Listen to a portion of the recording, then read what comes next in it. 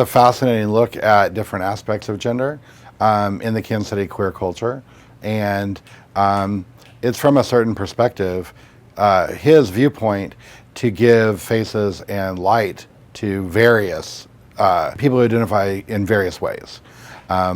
It's a fascinating study. I always say that I'm sort of the odd man out because I'm not specifically, I don't have a different gender concept or anything.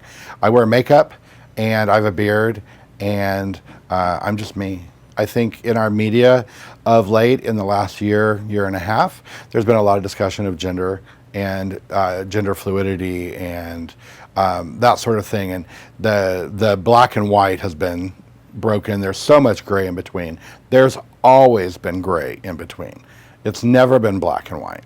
And I think now that people have seen that, there are people who, not only the people who identify in different ways, feel a little more collective, but I think that people who never really considered this gray area now have something to consider and to rationalize and to accept or not accept, whatever your preference is.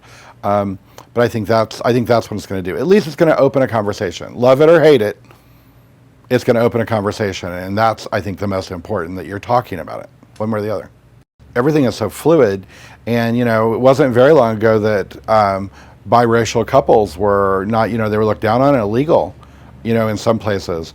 And now, I don't know that is so shocking anymore. I think that's a good example in how change becomes the norm,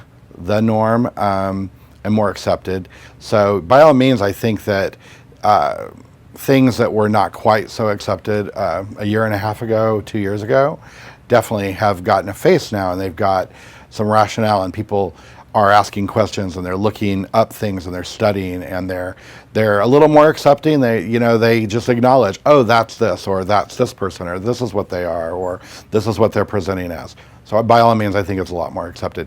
I never really think about it, so I think that's bad in one way, but in another way, I think that that's good, because I don't think about it, I don't dwell on it. It's beautiful. I mean, it's beautiful work.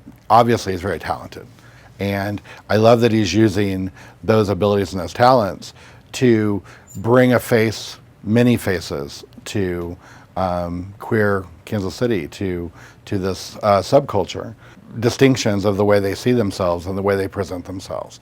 So I think it's amazing. I'm excited for Kansas City to see it. I'm excited for people who don't see it every day to ask questions and start a conversation about it. I think that's important. I think that's what he's really trying to do. So I'm fascinated to see how Mom and Pop America will react to it.